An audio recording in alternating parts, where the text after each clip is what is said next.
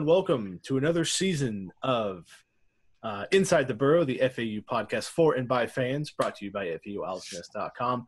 My name is Dan. As always, I'm joined by Shane and Jack, and today we actually have a special guest with us.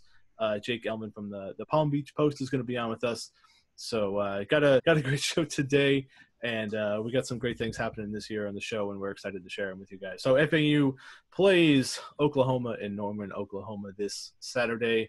Yeah, I guess Jake, we'll start with you, and then Jack and Shane, feel free to jump in.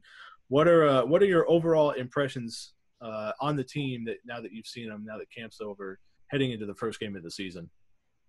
Well, first off, guys, thank you for having me on. I appreciate it. I think the past few weeks went as expected. As the late, great Dennis Green would say, they are who we thought they were. We still don't have a starting quarterback. We're probably not going to have one for the next couple days. By the time this podcast goes up, maybe we'll know who it is. We know what the offense can do. There's some questions at receiver, but I think, in hindsight, that there probably always were questions about the wide receiver group. The defense, same thing. We know what it is. 10 of 11 starters return. Depending on how you view the free safety battle, if O.C. Rose starts, it'll be 9 out of 11. But listen, we know how dangerous this offense can be, and we know how stingy this defense can be. So I think, for everybody in the national media, for all the fans who think that this is going to be another winning season for FAU, I see no reason why that won't be the case.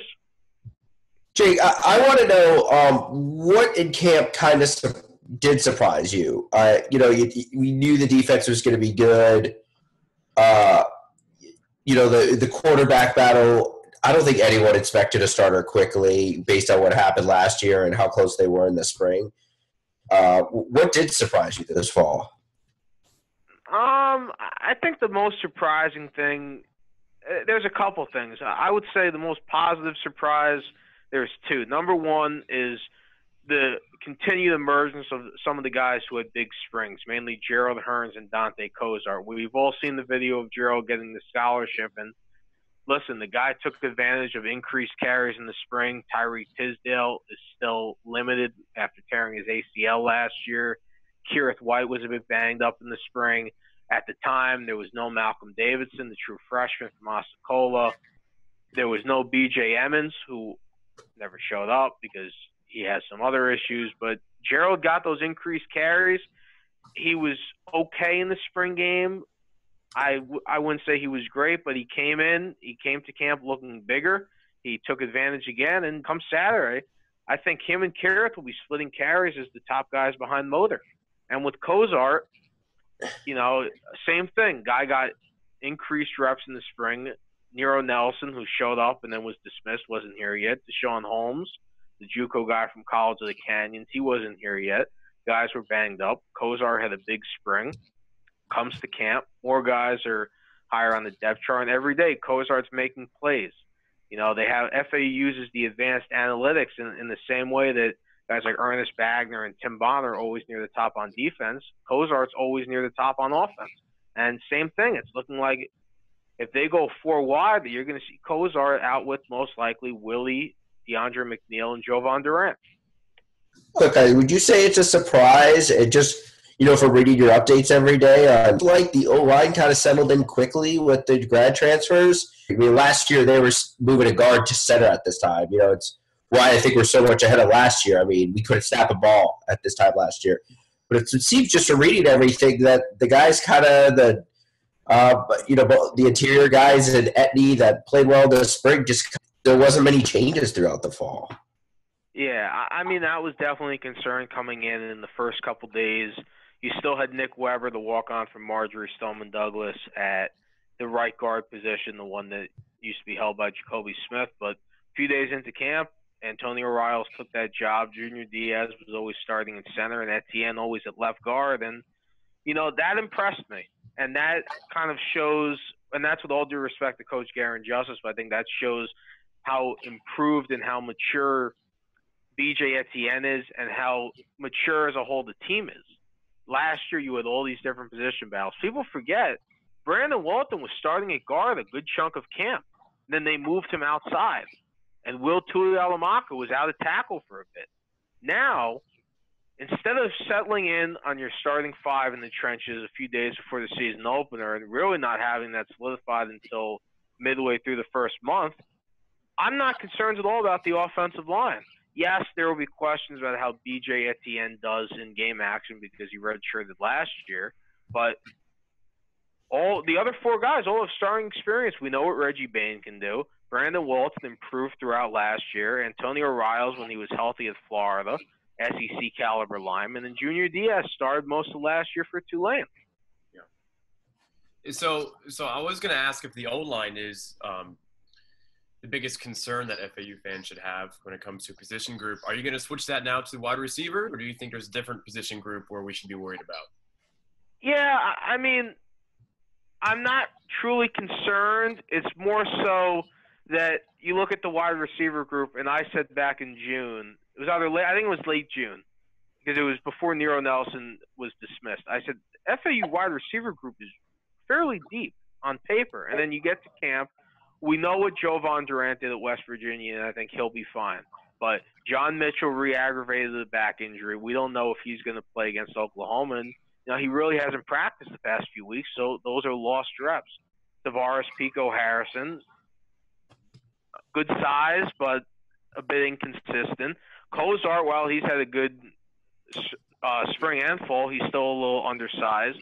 Willie was banged up for a bit. DeAndre McNeil was banged up for a bit. So when you're a few days out from camp, and I can only point to two wide receivers of, let's call it 7, who realistically would get snaps this year that really had consistent fall camps, and that would be Durant and Cozart. And one of those guys is a walk-on.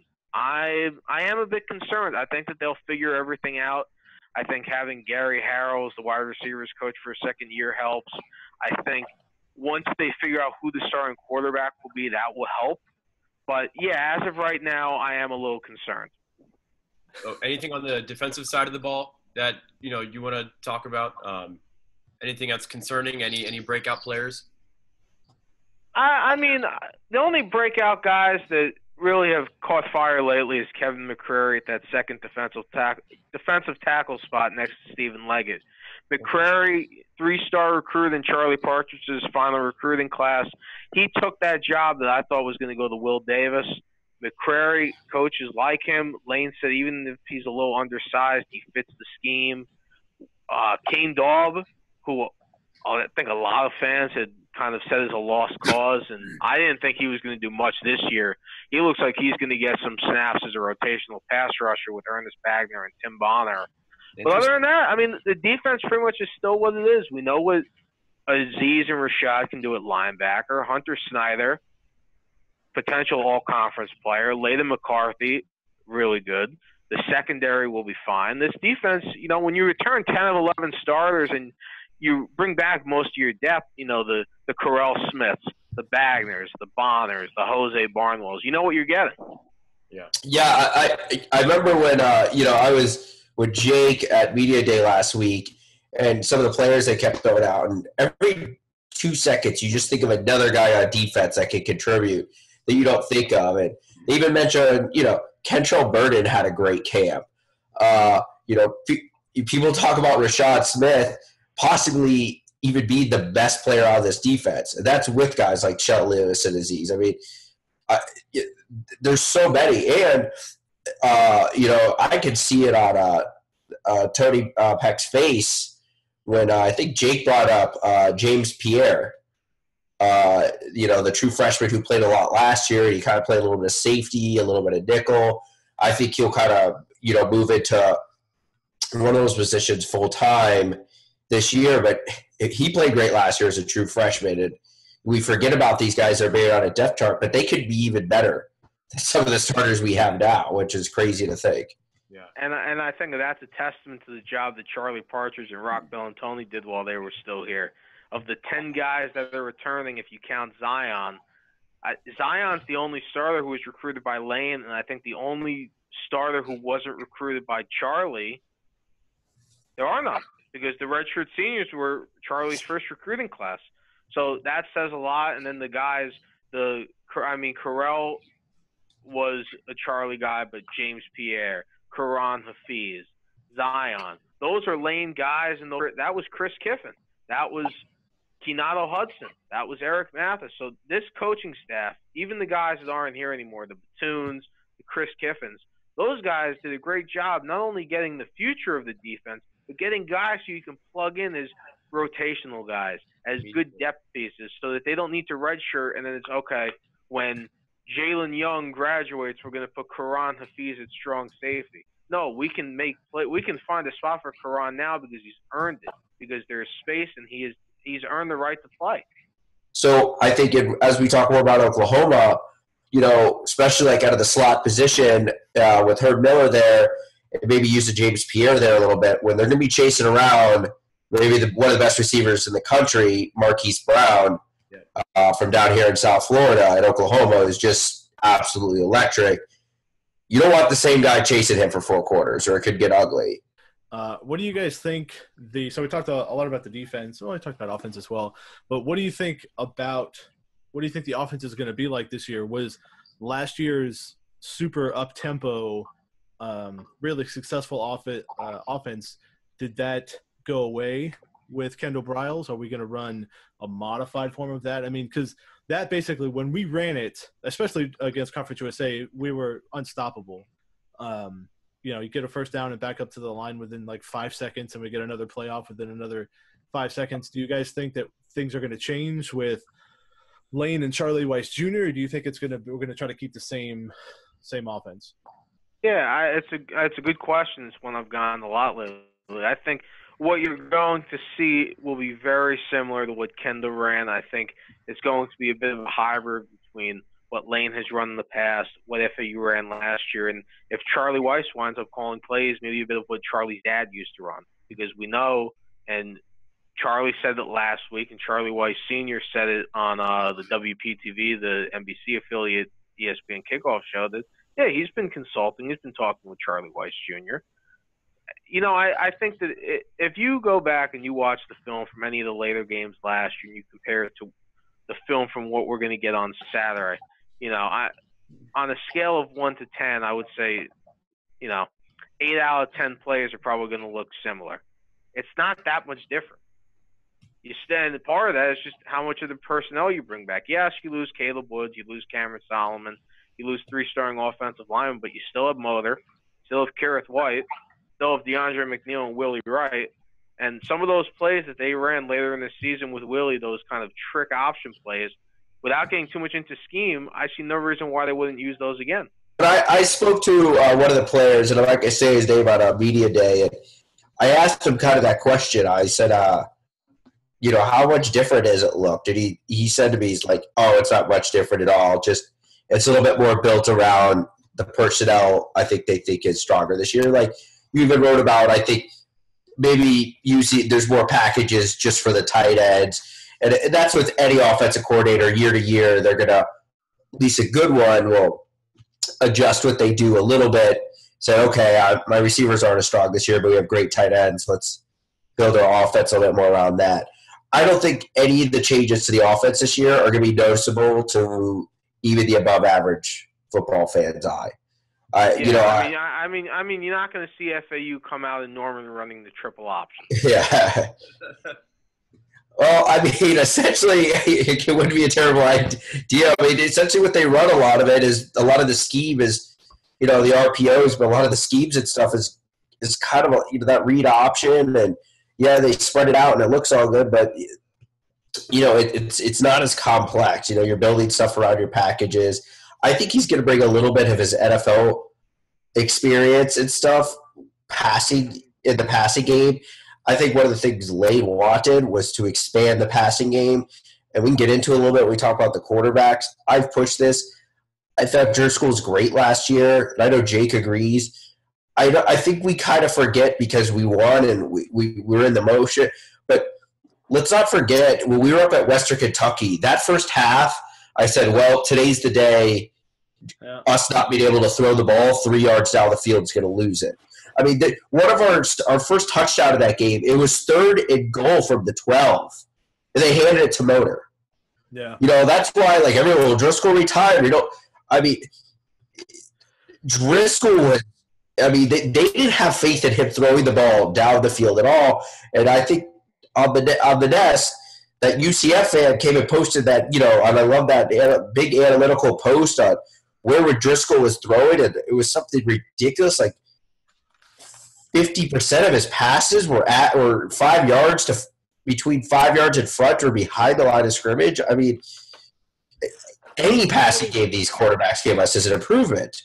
Driscoll was like the epitome of a game manager. He did exactly what we needed to do: hand the ball off to Motor, don't throw interceptions, and and don't lose the game. Don't make it too hard on the defense to win. Yeah, eventually when the defense has their defensive coordinator in the box, 18 men out on the field trying to stop Motor, you play actions, and Willie Wright has 0 people around him for, it was kind of – but you're not going to be able to do that to win against Oklahoma and the UCFs on the schedule this year. You're not. I said at the desk, I think, along with Motor does, I think a quarterback is going to need to throw over 250 yards this week to win the football game. Because I agree. I mean, and if I say, FAU can't win if Motor runs for 300 yards, it's like, okay, a running back running for 300 yards is unrealistic. But you can't beat Oklahoma. And to tell you the truth, I don't know how many of the teams in conference you can beat if your quarterback isn't at least being confident. And listen, Jason Driscoll, very smart guy, was fantastic the final month and a half last year, but he is why they lost in Buffalo, and he is why they almost lost it at Western. They were winning in spite of him for the first 5 games he was playing. He played against Old Dominion. Okay, he ran for 4 touchdowns, and a couple of them were pretty tough. They were nice, but in the passing game, he was so limited that looking back, it's almost like, wait a second, how did Old Dominion not win this game? Yeah, I mean, FAU won that game by 30. Yeah, essentially we were running the triple option. We could just, on 3rd and 8, 3rd and 9 last year, we could just hand it off. Motor would either A, get it, or B, run for 6 yards, and we would just hurry up to the line before the defense catches breath and run for 2 more yards. Sorry, that's not happening in Norman, and that's not happening in Orlando. Yeah. You hand it off on 3rd and 9, you're going to get 4, and you're going to go, well, do you really want to give Lincoln Riley and Kyler Murray the ball at our own 40? You're probably going to punt. So it's a different story. They gotta be able to throw the ball in this game. Let's officially move into to talking about the Oklahoma game. Sticking on the topic of quarterbacks, Lane hasn't announced the starting quarterback, and I don't really anticipate that happening until basically as late as possible. I think we're not going to have an idea until very late, and honestly, I think we're going to end up playing both quarterbacks anyway. Yeah, I agree. I would tend to agree. Obviously there is the part of me that would like for Lane to announce who the starting quarterback is, but I really think we're at the point where, okay, who has had the best fall camp? For me, even though I knocked him after the first scrimmage and said he's been too inconsistent, Chris Robinson has just been he's been in the groove the past 3 weeks. And I have to think that helps his case. And that's nothing against DeAndre Johnson or Rafe Peavy, the SMU transfer. It's just, okay, Chris is more mature, which boosts his case because he's not getting in trouble. He's playing better. He's not making the gunslinging, foolish, and I'll call it that, the foolish, okay, I'm going to try to force it at the goal line instead of either scrambling or maybe trying to go for a safer play. If Chris starts, yes, the storyline of him playing against the team that dismissed him, that's a fun storyline. But I think Chris has earned it. I think all 3 of these guys have earned it, but I wouldn't be as surprised now as I would have been 3 weeks ago. Whoever gives us the best opportunity to win, I don't really care. The thought of the sight of Robeson, planting an FAU flag at midfield at OU. Yeah, and he's the type of guy I can very well see doing that. I think the guy who gives FAU the best chance to win is the guy who plays most like Driscoll did at the end of last year. Okay, going to throw it safe, going to avoid interceptions. We just talked about how that's not enough, though. That's my thing. I agree it's not enough, but that if you do that, if you avoid your turnovers, you make the smart play, you don't try to force it, you combine that with what the defense is going to be able to do, you combine that with motor, it helps your chances at winning. Again, this isn't North Texas's or Western Kentucky's defense where we're at our 25 and it's 4th and 3 and we're like, let's just go for it. We're going to score 80 this game. What's the point of going for it? You know, at Norman, you take your points when you could get it. And does FAU have faith in a kicker right now? You know what I mean? Well, now we know who the kicker is. Vlad Rivas tweeted just a little while ago that he has won the kicking job. Wow, breaking news. He will make his college debut in Norman. And even if the quarterback isn't decided until Thursday, and Lane did say Saturday he thinks it's realistic they know who the quarterback is before they get on the plane on Friday. I think that this team, in terms of nerves, I think that they'll be okay. And I think. Yeah, I just think we've been down this road as FAU fans. I said this on the board. It just, the talk reminds me, and granted, this team is by far the best team. This team could blow the 2007 team out of the water by 45 points, without question. But OU is loaded. I mean, you know, I see our fans on the board saying they lost this and lost that. They lost people, but they're replacing them with foreign. Yeah, like they're Marquise Brown and CeeDee Lamb are two of the best receivers in the country. Kyler Murray started as a freshman at Texas A&M.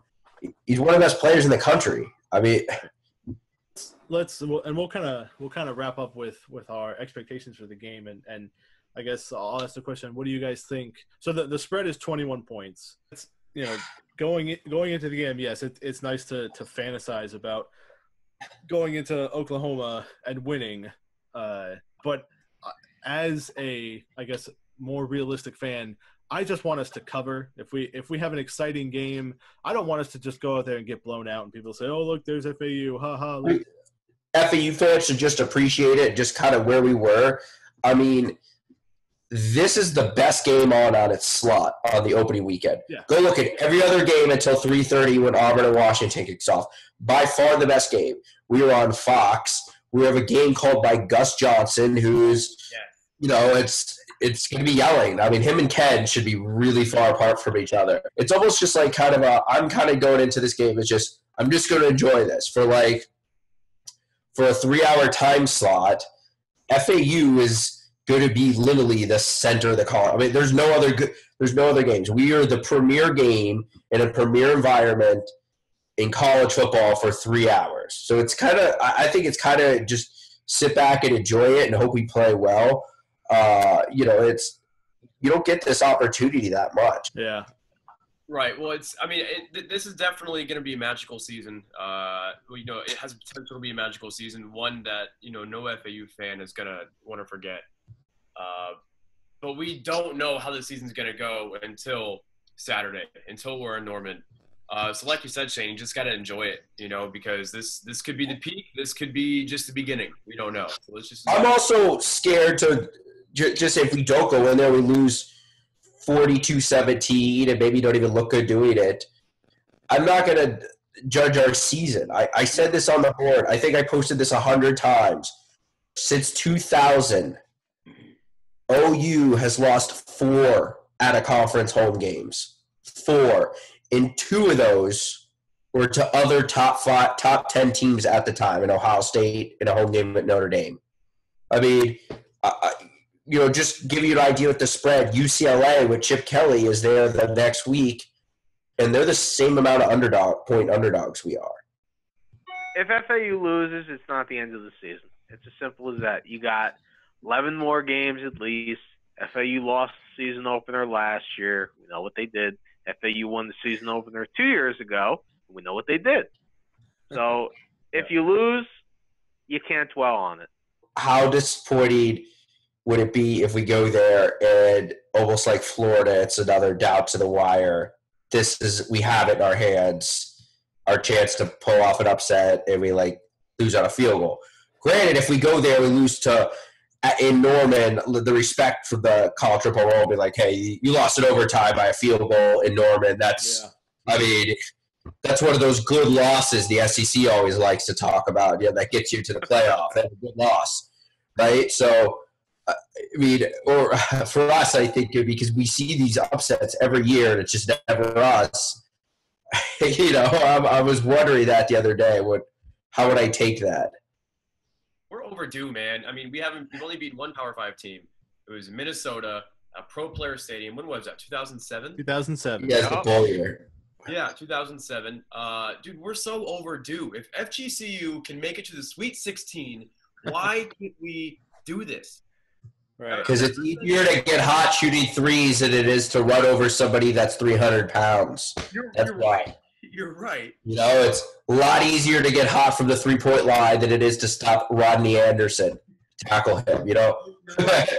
But if FIU can beat Indiana, Indiana's not a Power 5 team by any measure. They beat Louisville.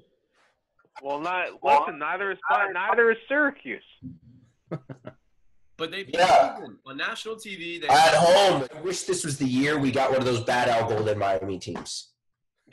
Because if we're playing that 2013 Brad Kaya team right now, this team wins. This team wins that game. Talking into Norman, it's just different. I wish, everyone keeps pointing to the Houston game a few years ago, but Houston had Greg Ward, which is one of the best G5 quarterbacks in the country. They were coming off a win against Florida State. But look, Houston came in as a team like us with a lot of preseason hype, neutral site. It was all those factors. Good quarterback. They got the fluky special teams touchdown in a neutral site. They had all those things just to give them enough to beat. Beyond getting a fluky touchdown, we don't have two of those things. We don't have the neutral site. We don't have Greg Ward as our quarterback right now. Right. And who knows? We could end up being pleasantly surprised. I mean, people forget Robertson was a 4-star recruit. DeAndre Johnson was a 3-star recruit that was at Florida State. So, it's not as if we're throwing out, a walk-on QB out there that's battling for position. Whatever decision for quarterback is decided, I'm okay with because of the quality of the quarterback. And so we might get lucky that, okay, Robertson comes out and lights it up. Motor runs for 150 and 3 touchdowns, and we get we get a blocked field goal, we get a blocked punt that gets returned for a touchdown, something like that. That's what's going to – I'm all about the rating system, and I think it's a good measurement of talent on a team, except for the quarterback position. It's the one position in sports that GMs in the NFL get paid millions of dollars can't seem – everything is just a guess. Both you guys are right.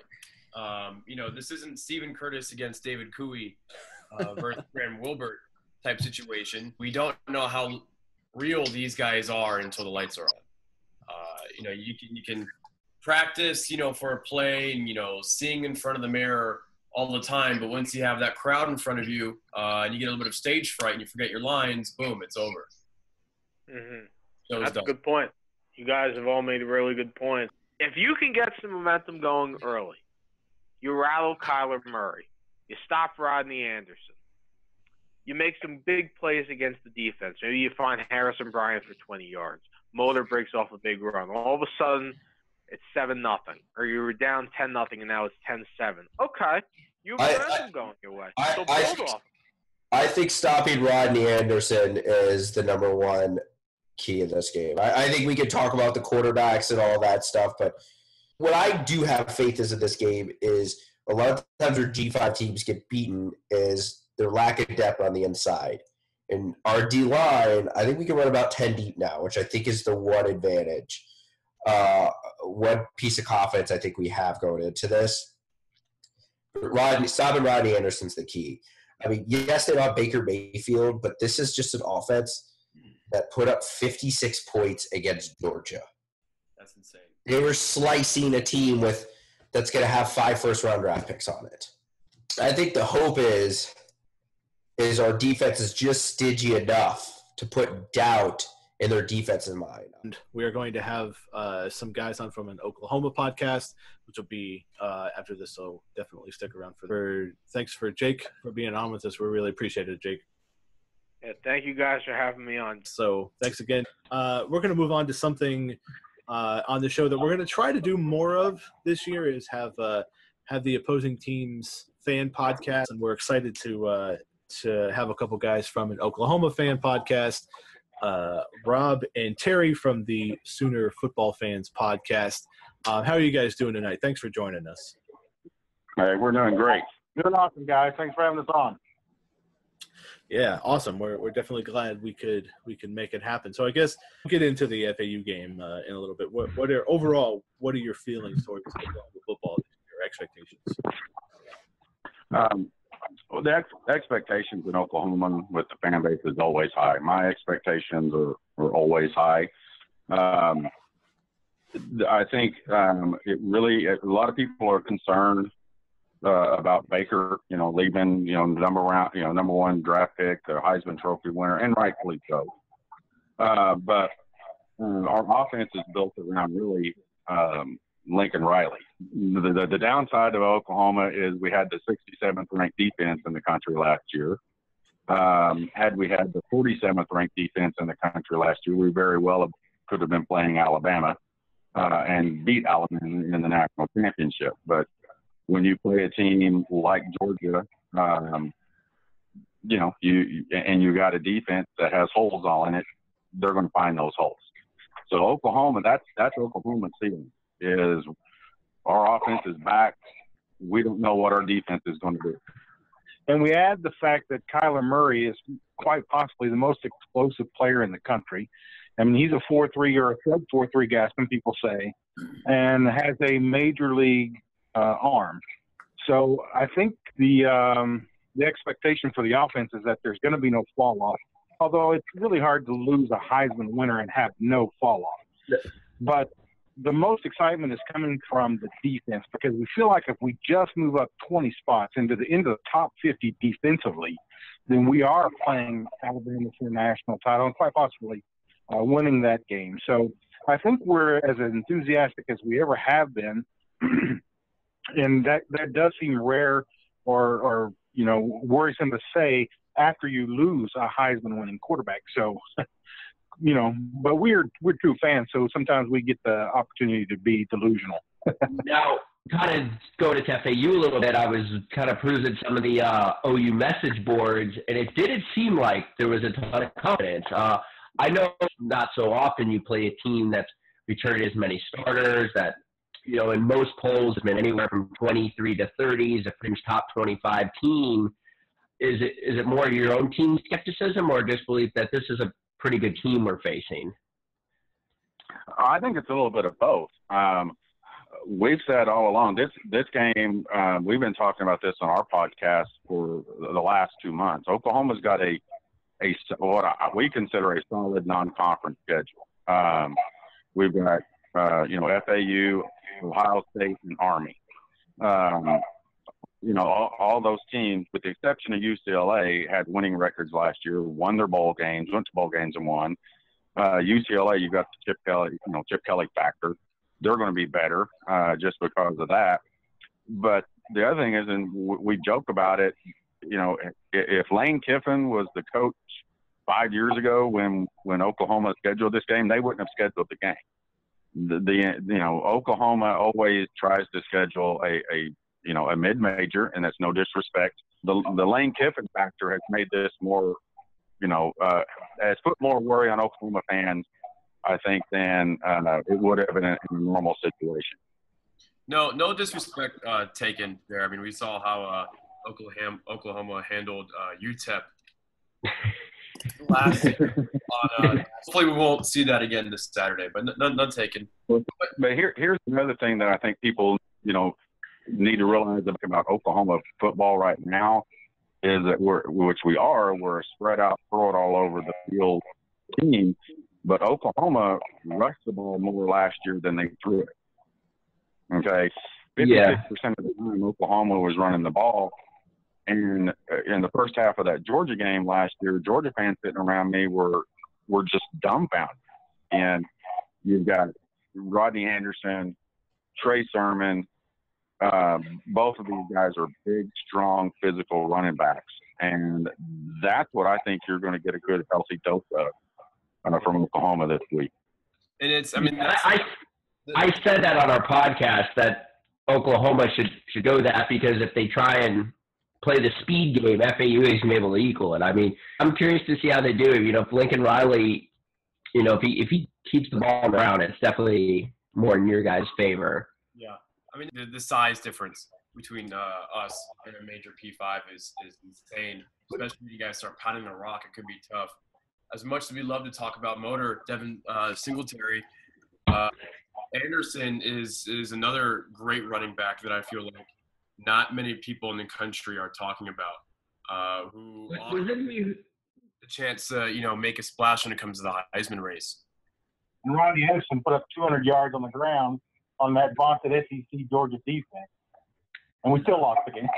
If there was one, I know you guys are kind of a little worried about the defense. If there was one area that you think that FAU could take advantage of, what would you think that would be? Well, me personally, Oklahoma, it happened with Georgia. It happened with Kansas State. Between the tackles, line up, and you got a back that can do it. And I'm telling you, Lincoln Riley spoke highly about him in his press conference today. Oklahoma has had a tough time stopping people who are able to run it up the middle. If you try to go on the edges on us, we got the speed, we got that. Speed to run sideways. So. But the issue with our defense has been the defensive tackles and linebackers being able to stay in their lanes. Outside of Lane Kiffin, what else do kind of OU fans know? I know Devin Motor Singletary's obviously made national headlines. What else do the fans kind of know about the team? And there's also the X factor. Possibly, we still don't know the starting quarterback, and that's Chris Robinson possibly making the start. And we just had our beat writer on not too long ago, and he thinks he may be the starter. Well, if he's the starter, he's not going to be well received at Oklahoma. It's going to be a rain of some boos. FAU's going to come in here. It's going to, they're going to do things. Oklahoma, we're young on defense. And I got to say this: if you guys are going to beat us, this is your year, because the 4s and 5 stars that we got coming in, we're really just reloading for the next 4 or 5 years. We believe that, and we're fans, so we're allowed to. But with all the big recruits that we got coming in, we're going to be top 2 or 3 right there. This will be the time to do it for FAU. This will be it, because those guys are still pretty young. Don't really have a lot going on right now. But is there going to be one guy, except for Murray, except for Anderson, Marquise, anyone different that FAU fans should keep an eye on? Is there any Oklahoma player that can really have a big day this Saturday? Grant Calcaterra, tight end. He's replacing Mark Andrews, who was a draft pick. Mm-hmm. Andrews was a lot faster. Andrews, for a tight end, had wide receiver speed. Right. Calcaterra is not that fast, but he's just big and strong and physical. He can catch the ball in traffic. He can, an upside to him, he's a better blocker than what Andrews was.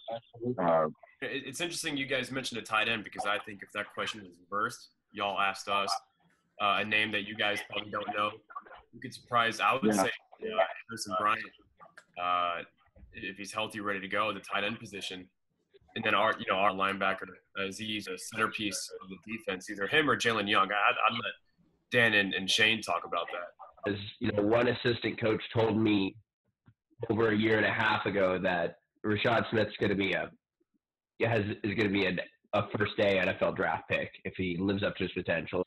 Let's just say FAU does win this game. What type of meltdown are we having in Norman? First off, the season has started. Rob and I have decided that we don't talk about losses anymore. I don't think it would be about. There'd be a lot of. It depended on what happened. Honestly, I mean, I don't think it's going to happen. I think, like I said, I think Oklahoma it's going to be a good game to start off with, and it's just going to, man on man, Oklahoma's just bigger, stronger, and faster. And do we have any predictions? We can do some quick predictions real quick. Score predictions if you guys want. Bob, you want to go? Score prediction. Score prediction. So I think that our defense is for real, then it's going to be a long day. Now I'm looking at like a 49-17 score. Oof.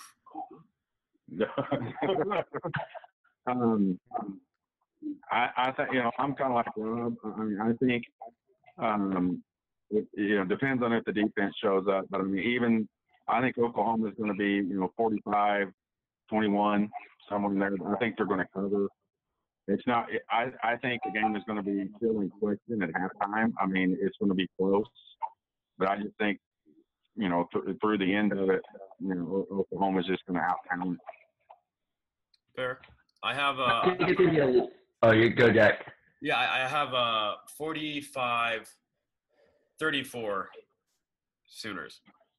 I think it's going to be a lot low scoring than all you guys anticipate. I think his defense has a lot more depth than people realize.